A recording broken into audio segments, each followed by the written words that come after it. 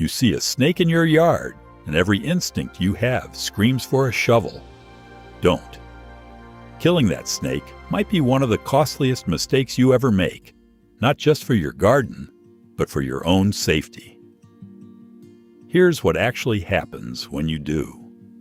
That snake in your yard, the one your instinct said to eliminate, was quietly running pest control on your behalf. And the moment it's gone, something fills its vacancy fast. Snakes are primary rodent controllers. That's not a metaphor, it's a measurable ecological function. A 2025 study on puff adders found they can increase their food consumption by more than 12 times above their normal maintenance levels when rodent populations surge, dramatically outperforming mammalian predators like weasels. Think of a snake as an on-call exterminator who works for free, never sleeps, and never misses. Remove it, and you don't just lose the exterminator. You send a vacancy signal to every mouse and rat within range. Rodent populations are opportunistic. When a predator disappears from a territory, numbers can rebound within weeks. More rodents means more fleas. More fleas on more mice means more ticks.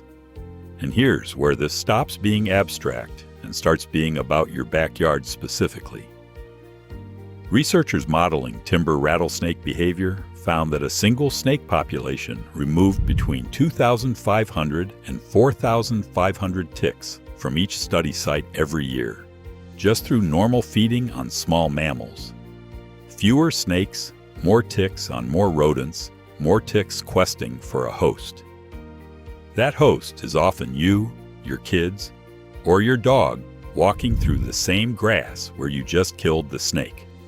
Research consistently shows that when predators of small mammals decline, tick abundance rises, and so does human exposure to Lyme disease, the most common vector-borne disease in the United States. The chain isn't complicated.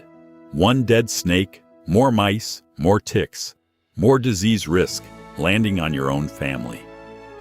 So the shovel didn't protect your yard. It made it measurably more dangerous. And that's just what happens to your neighborhood. What about what happens to you in the moment you try to kill it? Before we go further, did you know that snake was silently protecting your yard from ticks? Drop your answer in the comments below. Now let's talk about what happens the second you actually try to kill one, because that's where things get genuinely dangerous for you personally. The moment you decide to kill a snake is the most dangerous moment you will have with that snake. Research tracking snakebite cases found that the overwhelming majority occurred in adult men while they were actively handling wild snakes, not stumbling onto them barefoot, not reaching into a dark corner by accident. Handling, killing, engaging. 100% of bites resulting from intentional interaction involve the upper extremity, meaning a hand, a wrist, an arm. Exactly what happens when you swing a shovel and miss, or pin a snake that isn't quite dead yet. Most snakes in your yard aren't venomous in the first place. The one you're about to attack was almost certainly the same non-venomous species that was already running the rodent control described earlier. The threat you perceived was never real. The threat you created by engaging, that one is very real. And now add a layer most people never see coming: the law. In states like California, New Jersey, and Massachusetts, killing any native snake, even a common garter snake sunning itself by your mailbox, violates blanket protection laws that carry criminal penalties. In California, fines for killing a protected species can reach $25,000 per animal. Misidentifying a protected eastern indigo snake as a harmless black racer has cost landowners thousands in restitution fees. And claiming you didn't know the law won't shield you from prosecution. So what does that shovel actually cost you? You lose your free rodent control. Your yard's tick population climbs. Your family's disease exposure rises. You put yourself in genuine physical danger at the exact moment you try to act.